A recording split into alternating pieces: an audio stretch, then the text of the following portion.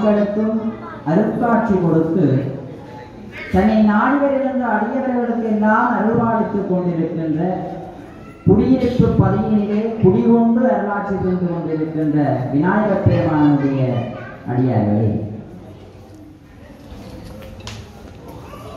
இன்றைய தினம் நமது ஆலயத்திலே வருடந்தோறும் இடம்பெற்று வருகின்ற மகோற்சவ பெருவிழாவிலே இன்றைய தினம் இரவு திருநாளாக எம்பெருமான் கற்பக விருட்ச மரத்தின் கீழே அமர்ந்து கற்பக விருட்ச திருக்காட்சியாக எங்களுக்கு அருள்பாலித்துக் கொண்டிருக்கின்ற அந்த உன்னதமான வைபவம் இன்றைய தினம் இடம்பெற்றுக் கொண்டிருக்கின்றது. அடியவர்களே, ஒவ்வொரு வருடமும் ஆலயத்திலே இந்த மகோற்சவ பெருவிழாக்கள் எல்லாம் இடம்பெறுவது வழக்கம் அல்லவா? இந்த மகோற்சவங்கள் வருகின்றது என்றாலே எங்களுக்கு எல்லாருக்குமே ஒரு குதூகலம். மின்குமிழ்களை எல்லாம் அலங்கரித்து ஆலயங்களிலே வண்ண வண்ண மலர்களினாலே ஆலயங்களை அலங்கரித்து பெருமான் அழகான ஆடைகளை எல்லாம் அணிந்து அங்கே வீதி உலா வந்து ஒவ்வொருவருடைய வீடுகளுக்கும் வந்து அங்கே அருள்காட்சி கொடுத்து அருள்பாலிக்கின்ற இந்த நாள் தான் இந்த திருவிழா காலம். இந்த திருவிழா நாட்களிலே ஒவ்வொரு அடியவர்களும் ஒவ்வொரு ஆலயத்திற்கும் செல்லுகின்றவர்கள் எம்பெருமானை நோக்கி விரதம் இருப்பார்கள்.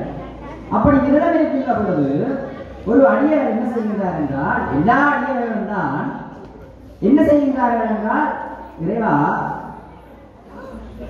அங்கே இறைவனுக்கு அமுது படைத்து விட்டு ஒவ்வொரு வருடமும் என்னுடைய வீட்டுக்கு ஒரு தடவையாவது வந்து எனக்கு காட்சி கொடுத்து இந்த அமுதை உண்டு விட்டு செல்வாயா என்று இறைவனை பார்த்து அந்த பக்த அடியவர்கள் எல்லாரும் ஒவ்வொரு வருட திருவிழா காலங்களிலேயும் ஒவ்வொரு நாளும் கூறுகின்றார்கள்.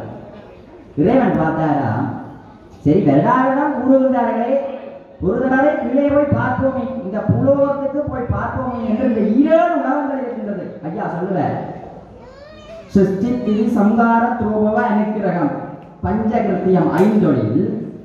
இது யாருக்கு விளங்குகின்றது ஐயா சொல்லுகின்ற மந்திரம்? 7 உலகங்கள் இருக்கின்றது என்று சொல்லுவார்கள். அந்த 7 உலகங்கள் பெயர் என்ன யாருக்கும் தெரியுமா? அதல விதல நிதல சுதல ரசாதல மகாதல பாதாளம் என்று சொல்லப்படுகின்ற மேலுலகங்கள், பூலோகம் புகர்லோகம் ஜனர்லோகம் பகர்லோகம் தவோலோகம் சக்திய உலகம் என்று சொல்லப்படுகின்ற கீழுலகங்கள். அதிலே நாங்கள் இருக்கின்ற இந்த பூலோகம். இந்த பூலோகத்துக்கு பெருமான் வருகை தருகின்றார். சரி போறதுதான் பூரம், ஒரு பணக்கார வீட்டா பார்த்து போய் சாப்பிடுவோமே என்று பிள்ளையாரப்பா போய் ஒருவருடைய வீட்டு வாசலை தட்டுகிறார். தட்டினவுடன் அந்த வீட்டுக்காரர் மெதுவாக தாமதமாக வந்து அந்த கதவை திறக்கின்றார். திறந்து கொண்டு சொல்லுகிறார், யாரப்பா நீ என்று இருக்க? பிள்ளையார் சொல்லுகிறார், மாறுதலத்துலதான் போறாச்சா, தும்பிக்கையோட போனா இல்ல பயந்து போய் ஓடினா இல்லை. அப்ப அதனால மாறுதலத்தோட போய் கேட்கிறார். அவருக்கு யாரப்பா நீ என்று கேட்க சொல்றார், நான் தான் இறைவன் வந்திருக்கிறேன் என்று சொல்ல. எப்பையா பைத்தியக்கார ஹாஸ்பிட்டல் இருந்து கிளம்பி வந்தீங்கன்னு சொல்லி பிள்ளையாரப்பா பார்த்து அவர் கேட்கிறார். அந்த வீட்டுக்காரர் கேட்கிறார், இது என்னடாப்பா சோதனை, இவர்கள் தான் என்னை அழைத்தார்கள், இப்ப இந்த பைத்தியக்காரன் என்று சொல்லுகிறார்கள் என்று பிள்ளையாரப்பாக்கு சரியான மனவருத்தத்தோட போய் அடுத்த கோடீஸ்வரன் வீட்டை போய் தட்டுறார். அவர் இதமாக தாமதிக்காமல் கொஞ்சம் வேகமாக வந்து அந்த கதவை திறக்கின்றார். திறந்தவுடன் அவர் கேட்கின்றார், யாரப்பா நீ என்று கேட்க இவர் சொல்லுகிறார், நான் தான் இறைவன் வந்திருக்கிறேன் என்று சொல்லுகிறார். இப்படி எத்தனை பேர் அகலம்பு வந்திருக்கீங்க என்று பிள்ளையாரப்பா பார்த்து அவர் கேட்கிறார்.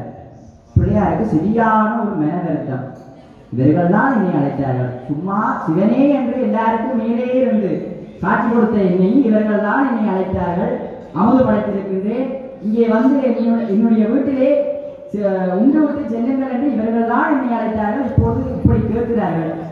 இறைவனுக்கு மிகப்பெரிய ஒரு மனவருத்தம்.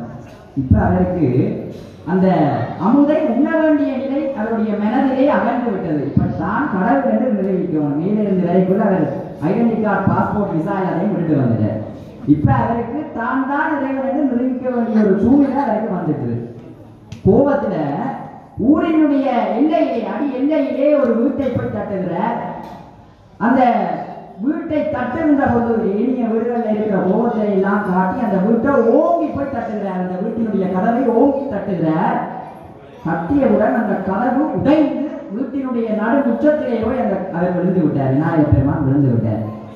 உடனே அந்த வீட்டிலே இருந்த கணவனும் மனைவியும் அவருடைய கையை பிடித்து எழுந்திருங்கள் ஐயா என்று சொல்லி முதல் அவர் சொல்லுகிறார், நாயக பெருமான் சொல்லுகிறார், நான் முதல் சொல்ல வருவதை கேளுங்கள், அதற்கு பிறகு அந்த அமுதை நான் உண்ணுகின்றேன் என்று சொல்ல, அவர்கள் இல்லை இல்லை என்று சொல்லி அந்த கணவனும் மனைவியும் அந்த விநாயக பெருமானுடைய அந்த அந்த மனிதருடைய வாயிலே தீர்த்து விட்டார், உண்ண பண்ணிவிட்டார்.